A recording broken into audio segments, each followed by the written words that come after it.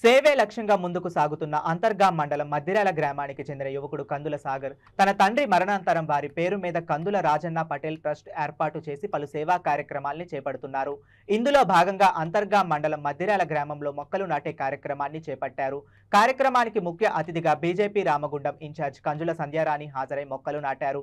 వారు మాట్లాడుతూ సమాజానికి సేవ చేయాలనే ఉద్దేశంతో కందుల సాగర్ తన తండ్రి పేరు మీద సేవా కార్యక్రమాలు చేపట్టడం హర్షించదగ్గ విషయం అన్నారు. ఈ కార్యక్రమంలో కందుల రవీందర్, సందెల మల్లయ్య, ముక్కెర మల్లయ్య, భూపల్లి రాజేశం, ముక్కెర రాములు, ముక్కెర గంగయ్య తదితరులు పాల్గొన్నారు.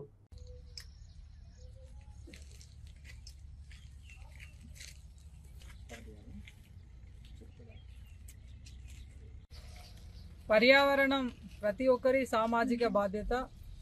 అందుకోసమే మద్దిరాల గ్రామానికి చెందినటువంటి కందుల రాజన్న గారు మరి ఈ మధ్య కాలంలోనే అకాల మరణం చెందడం జరిగింది. వారి కుమారుడు తమ్ముడు కందుల సాగర్ కందుల రాజన్న చారిటబుల్ ట్రస్ట్ని ఏర్పాటు చేసి ట్రస్ట్ ద్వారా అనేక సేవా కార్యక్రమాలని ఈ ప్రాంతంలో ఏర్పాటు చేయడం జరుగుతూ ఉన్నది. అంటే వృత్తిరీత్యా వేరే ప్రాంతంలో స్థిరపడ్డప్పటికీ పుట్టినటువంటి గ్రామం కన్నతల్లితో సమానం అన్న ఉద్దేశంతో మరి చాలా చిన్న వయసులో పెద్ద హృదయంతో అనేక కార్యక్రమాలు ఈ ప్రాంతంలో చేయడం జరుగుతూ ఉన్నది. ఇందులో భాగంగా ఈరోజు పర్యావరణ హితం కోసం మేము సైతం అని ముందుకొచ్చి కందుల రాజన్న పటేల్ చారిటబుల్ ట్రస్ట్ ద్వారా మద్దిరాల నుండి విసంపేట వెళ్ళేటువంటి దారిలో రోడ్డుకి ఇరువైపులా మొక్కలు నాటడం జరుగుతూ ఉన్నది. మరి ఈ సందర్భంగా తమ్ముడు సాగర్ని మేము హృదయపూర్వకంగా అభినందిస్తూ ఉన్నాము.